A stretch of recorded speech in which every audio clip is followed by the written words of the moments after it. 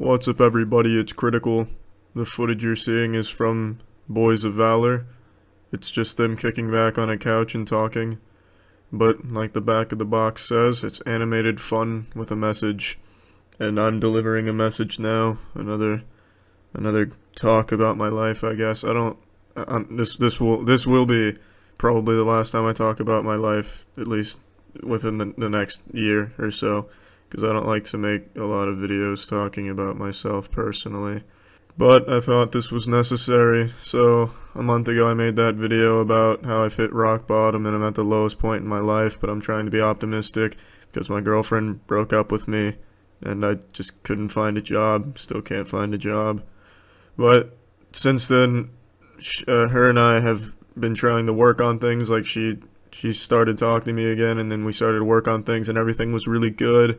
And she was talking about moving in and marriage and stuff, which was, it was really sweet, and it felt like things were back to the way they once were. But today I found out she's been fucking another guy while we've been trying to work things out to be together again. And it really, really hurts. But I guess the reason I'm making this video is, one, because talking about my problems makes me feel a little bit better about them. And two, I just kind of want to share with all of you what I want to accomplish in my life.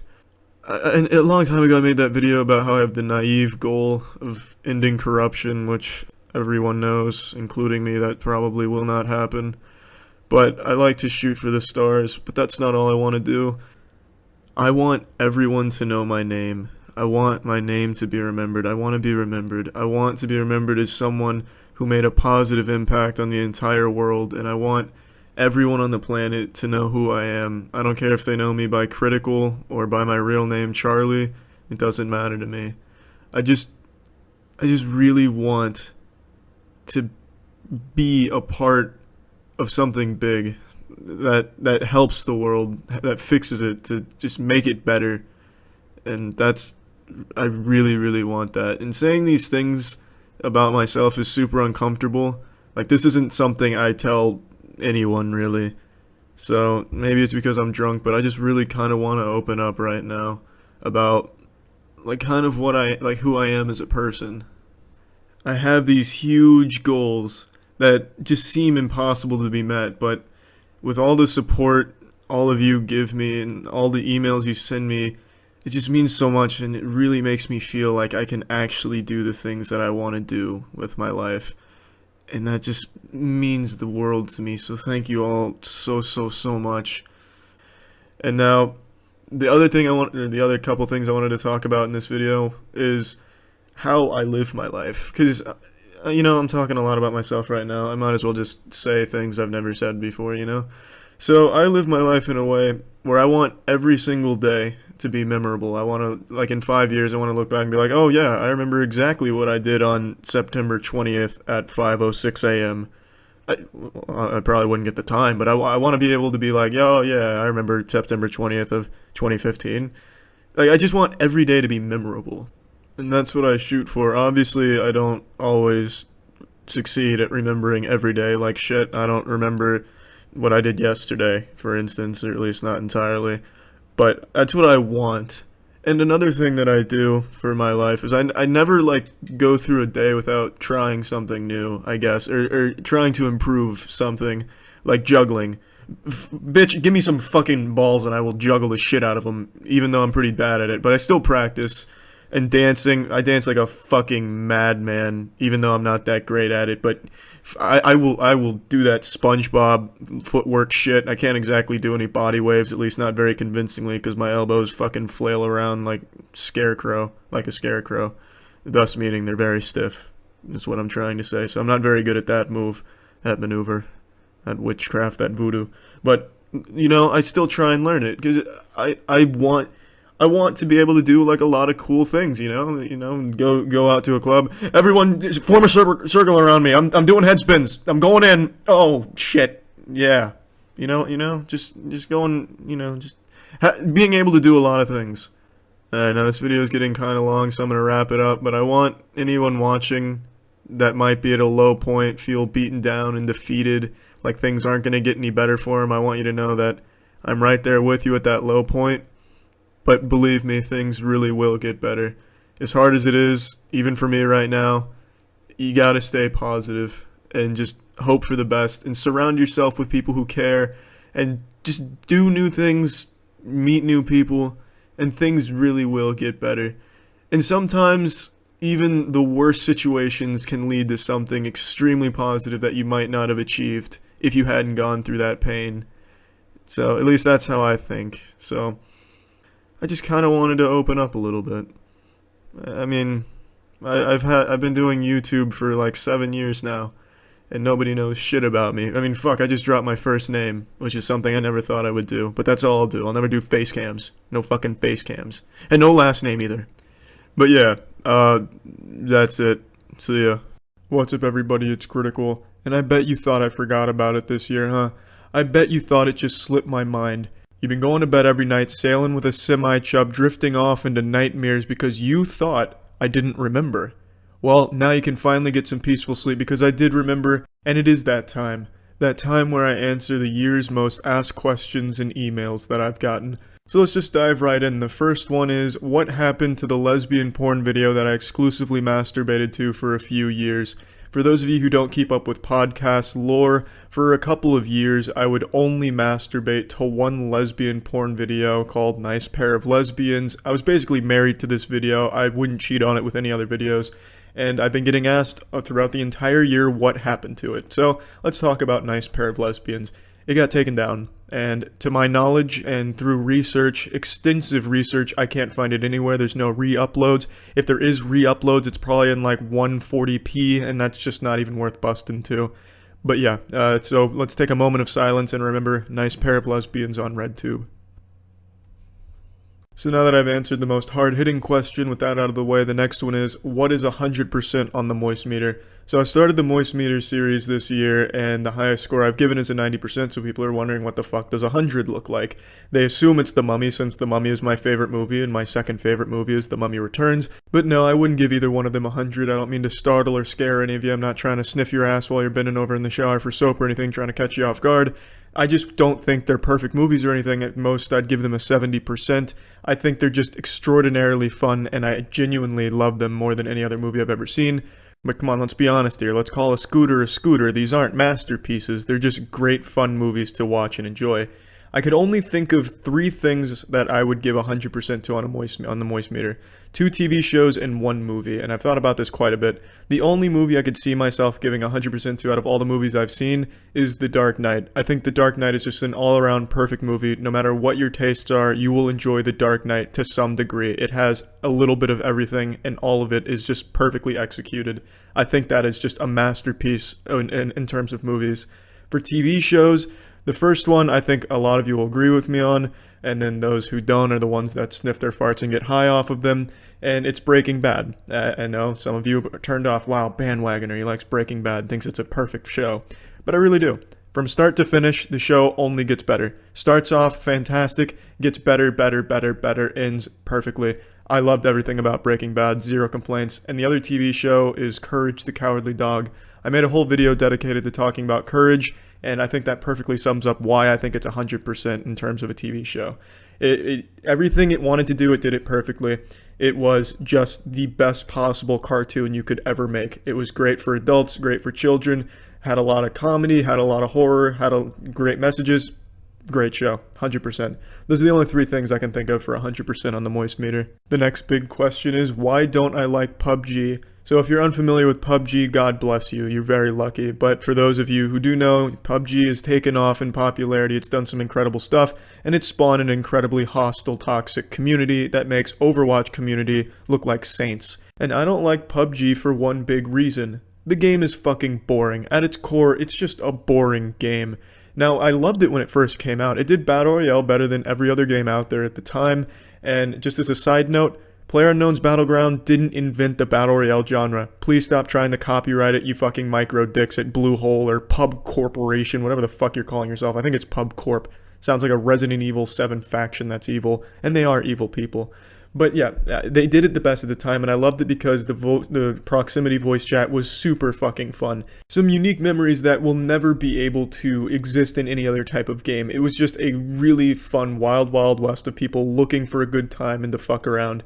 But the game at its core is just a boring game. The optimal strategy to win PUBG games is to avoid conflict at all cost, until the very end when the safe zone is shrunk down to about 20 virgins in a small area. But until then, everyone's just so spread across this absolutely massive map, and I say that in a bad way because the map is way too fucking big for only 100 players. Half the game is nothing happening at all.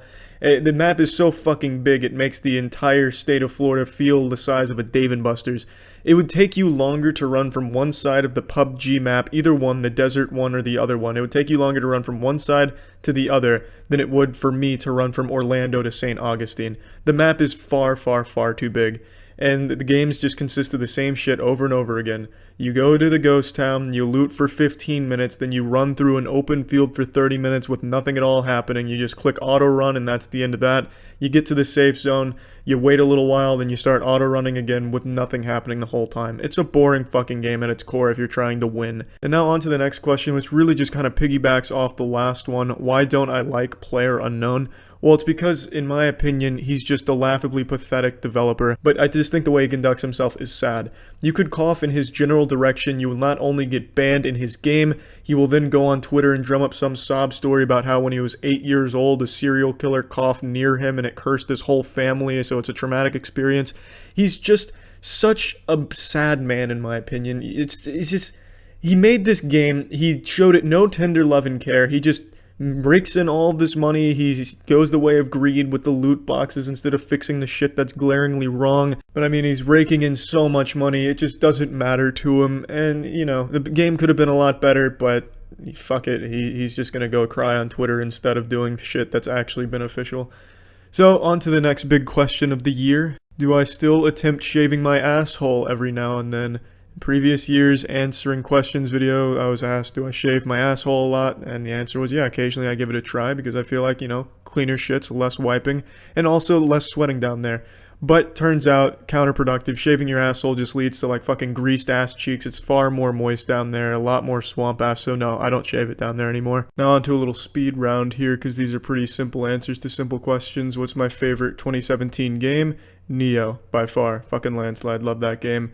What is my streaming schedule, or do I have a streaming schedule? No, I don't. I always just stream whenever I feel like streaming. Forcing yourself to do something is never a good thing, unless of course you're like afraid of water and you never drink water, then you probably at some point gotta force yourself to drink some fucking water. Do I plan on doing any more voice acting? That's not up to me. I'd like to. If any big budget video games, blockbuster movies need an emotionless husk to voice a character, I'm your guy. Another last big major question I've been asked a lot this year is, what camera do I use to record real life videos? I use an iPhone camera. I set it up in all types of baffling ways. You would be surprised at the amount of ways I've been able to set up this phone to record it the way I want it to be recorded. And sometimes that doesn't work, as you have seen in a video recently called Yes, I Know the Camera is Shitty and Confusing. That wasn't the original title of the video, only early birds got to see the real title, but the camera work was so fucking bad that I thought I might as well just acknowledge that, since the comments are saying how bad the camera is, yes, I'm aware the camera's fucking bad, and I didn't notice it until afterwards, and I'd already paid $30 for the card, so rode with it. Point being, I set up my phone camera in a lot of different fucking ways. Sometimes it works, sometimes it doesn't, but I don't have a video camera, just my phone. So yeah, those are the biggest questions I got asked in 2017. So yeah, that's it. 2018 has been a year of stale, shitty memes making a hard comeback, such as, do you feel my bofa? Have you smelt this ligma? Have you heard about Sugma? And then of course Harambe, God rest his soul. All of these clever, beautiful memes becoming very mainstream and just spammed everywhere, which is fantastic. Truly a utopia we're living in. But it's also been a year of a lot of questions. How do I make my dick bigger? Can we please make our video games a little more political? Is Kanye really a sick fuck who likes a quick fuck, or is he just lying to us? These questions being asked every day by millions of people, and for me personally, the question that I get asked the most is, why am I no longer streaming on YouTube? Why did I start streaming on Twitch? I thought you hated Twitch. Didn't you compare Twitch to Satan's filthy asshole, and you swore that you would extract vengeance on it like the Dark Knight saving the world from the evil Twitch? so I figured I'd make a video answering that question because I get asked that so frequently. Now, the majority of you probably didn't even know that I ever streamed. I've been streaming on YouTube for like the last 2 years, but you probably didn't know that because YouTube kind of hides notifications like fucking Mr. Krabs hiding the Krabby Patty secret formula. They very rarely ever sent out notifications when I streamed. That's fine, that's not a big deal. But I did stream on here for about 2 years, and I heavily criticized Twitch over the last two and a half years, so I can absolutely understand why people would be confused with this plot development in Season 3 of the streaming anime here, so I wanted to address it. Now, with Twitch, every video I made criticizing them, I still stand behind. Everything I talked about then was a huge issue at the time, but I talked about this on Twitter a few months ago. They've been making huge improvements in addressing the problems I talked about and just improving the service overall. And the biggest thing with Twitch, what really drew me to it, is the communication. When I was thinking about going from YouTube streaming to Twitch, I was able to contact higher-ups at Twitch staff, whenever I needed to get questions answered, get problems solved. They were very responsive and very helpful. Whereas on YouTube, you can't talk to anyone there. There's no fucking communication at all. I'd be better off writing my problems on a rock and throwing it as hard as I can and hoping someone at Google catches it. I would have better luck hiring a spiritual medium to communicate with my dead great-great-grandfather than talking to a single human being that works at the YouTube headquarters underground Area 51 secret facility. They are unreachable, which is just super shitty and unhelpful, especially when you have as many problems on the YouTube platform as they do. So I was given a content contact at YouTube like 5-6 months ago, and we talked a couple times and they seemed like a very well programmed android, but then I received a fraudulent copyright strike two or so months ago, and I sent this contact 4 or 5 emails over the course of 2.5 weeks, and I received no responses at all. And this really infuriated me, and this is why the lack of communication is so detrimental, because it was a disgruntled YouTuber who got upset, I hurt their feelings a bit, and they filed a completely bullshit strike on me. It'd take a 5-year-old 3 minutes to look at that claim and laugh at it and then go tinkle in a toilet and then dismiss the entire fucking case because it was silly from start to finish. But YouTube couldn't respond to me. They just chose not to. My content contact was wiping her asshole with my emails or something. They're just ignoring me. It was as if we had just swiped right on Tinder on each other. And we talked a couple times, but then they lost interest in me and just leaving me on red kind of as like a fucking joke. So I have this problem and I have no way of solving it. So I ended up having to go through a lawyer to talk to the guy and get the strike just settled off platform. Even though if YouTube just manually reviewed it or my content contact escalated it, it would have been solved within a day. And it was so frustrating because a strike on YouTube is a super fucking big deal. It's just silly, and that was the last straw. That was the straw that fucked the camel's back for me and made me want to switch to Twitch. I'll post my Twitch link in the description of the video and the pinned comment if you want to check it out. But when you have a problem like a completely bullshit strike and you have no way of fighting it, that's not a very safe place. You don't want to be on that platform in that space because if you run into an issue, you're on your own. And that's not good. Like, that's fucking dumb. And now, after I got everything handled, my content contact did finally respond and hit me with some cold water. She said, "I'm no longer your content contact." That was about it. She just dumped me. After I handled everything, I washed my hands of the case. My nipples feeling nice and hard. Finally done with it. I can just go forward now. I get an email from her saying, "I'm not your content contact anymore. Go fuck yourself." YouTube's motto has always been, if it isn't broke, we'll break it. But that was just above and beyond what I would have ever expected. I got lucky though because I had connections there and I was able to get another content contact who seems to be a little more responsive. I'd even go as far as to call them human, still withholding judgment on that though. I'm not positive they're human, but they're a little more responsive, but it's too late now. YouTube's already lost my trust in them as a streaming platform when I ran into this strike issue, which was bullshit and I had no way of fighting it. So that's why I stream entirely on Twitch, because YouTube just doesn't give a fuck. They just continuously drop their trousers and put their fart-filled asshole on the face of content creators and laugh about it. YouTube's fetish is cake farts, and the content creators are the cakes. It's just insulting. Above all else, it's just an insult. Now, obviously, I'm going to continue to post videos here because as a video hosting platform, there's just nothing better. But when it comes to streaming, Twitch is far superior in every measurable category, and they are actually fixing the problems that I've criticized in the past. Also, I mentioned one time that I was blacklisted by Twitch because someone on the inside told me that. Well, obviously that turned out to be an exaggeration or just a blatant lie. But when I was talking to Twitch higher ups, it turns out they really did watch those videos I made about them and openly acknowledged that those complaints were valid and something they needed to work on. They told me, thank you for the criticism. That was mind-boggling to me, fucking wild, because YouTube, I don't think has ever seen a single YouTube video ever posted on the platform, whereas Twitch staff goes out of their way to look at criticism and watch shit, criticizing them to try and improve. That's nothing but respect there. So even though Twitch still does have some problems, it's a million times better than YouTube, and the best part is being able to communicate. That's the most important part. When you're on a platform, you need to have some level of communication with the actual platform. Otherwise, you're just kind of all alone and you'll have no help if something goes wrong or if there's an issue. And on Twitch, I feel safe knowing that I can reach out and get answers, get problems solved. So that's why I'm not streaming on YouTube anymore, and that's why I do all my streaming on Twitch. I just feel safer there. And yeah, that's about it. So yeah. What's up, everybody? It's Critical. Over the last 4 or 5 years, there's a question that's constantly popped up that I keep forgetting to bring up in my yearly answering questions video, so I figured I might as well make a whole video about it today. A lot of you might not remember, but about 4 or 5 years ago, I was involved in a car accident, and then a lady faked an injury and sued me for it, and it was just a really shitty period for me. And I made a video after the whole lawsuit and everything was finished and done with, but I still get asked a lot to go into more detail about what happened, so I figured fuck it, why not? It's kind of an interesting story.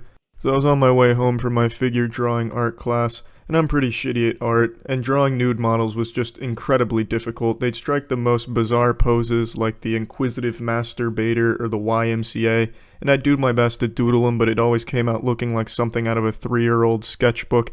It basically just looked like you were looking at bacteria under a microscope. But regardless of my artistic ineptitude, it's irrelevant. So I was driving home from that class, and it's just an ordinary commute and bumping some boner jams, and then all of a sudden, the car in front of me slams on their brakes, and I had absolutely no time to react. So I rear-ended that car, and then that car rear-ended the car in front of them. Now, it wasn't a high-speed impact. At most, I was going 25, but I didn't have time to slam on my brakes because I was driving a little too close to them, so that was like a full 25 in the anus. And luckily, no one was hurt in the accident. But I turn off the boner jams and I go check on the passengers in both cars, and I swear I couldn't have gotten in an accident with 2 worse groups of people in those cars. The car that I rear-ended was driven by a nurse who was also the babysitter of the 2 kids in the car whom she was bringing to their families, and the kid in the front seat, the front passenger seat, had a fucking artificial sternum and set of ribs. So when she told me that, I just figured the kid wasn't gonna make it, even though I don't think he was injured. Maybe the airbag clipped him and just destroyed the poor guy. But he was fine. The kid in the back seat was on like an oxygen tank or something, or I don't know what he had back there. He had some type of Star Trek contraption that was keeping him afloat. So I just thought they were both gone for. The lady was totally fine. It turns out the kids were both fine, but I was fucking panicked once I heard all of this information and saw when I looked in the car. And then the car they rear-ended was driven by a mid-90s woman transporting her 74-year-old son to a doctor's appointment to check on the condition of his fucked up leg. And when I went up to this car to check if they were alright, I thought it was just driven by 2 statues. They didn't even react. They were confused as to why I was up there. I don't even think they knew they were in an accident until all the dust settled, and then they realized their car was kind of damaged. When I saw them, though, I thought it was game over. I thought there was no way they survived this. It looked like a rogue tumbleweed could take them out. Turns out they were totally fine, and more so just annoyed that they were going to be late to the doctor's appointment. So luckily, everyone was 100% fine. The only one who even sustained any type of injury was me, and it was from when I went to check on the car in front of me. It was covered in broken glass that I didn't see, and I just cut the shit out of my hand on it. So the police show up, the paramedics show up, they give everyone the okay, a clean bill of health, no one needs to go to the hospitals or anything, they can all just go home, everyone's fine. But unfortunately the car that I rear-ended must have been made out of fucking tissue paper because that shit just crumbled. The entire rear end of that was just in shambles. My car had absolutely no damage to it, and that's not an exaggeration. There wasn't even a scratch on my car. I guess I just rear-ended a block of styrofoam. But anyway, so everyone's fine, everyone's safe, we all go our separate ways. And then about a week later, the woman driving the car with the 2 glass children issues a lawsuit. She's suing me and my family, stating that she suffered severe neck injuries as a result of the accident, which is just bullshit, and we tried to fight it, but there really wasn't much we could do, because she went to one of the most corrupt doctors in Tampa, who was well known for performing fake surgeries on ambulance chasers. So she goes to this bogus doctor, and over the course of a year, gets a bunch of injections of Dorito dust into her, and then gets her tits polished or something. Then after about a year, she got a settlement from my insurance company for a very mediocre sum of money, and I imagine at most she probably pocketed about $5,000, so I don't know if it was really worth her time and effort, but whatever. All power to you, you fucking asshole. So yeah, that's the whole story about what happened there. Luckily everyone was alright, even the girl who faked the injury. I'm glad she was safe, although she's a big old piece of shit. So yeah, that's about it. See ya.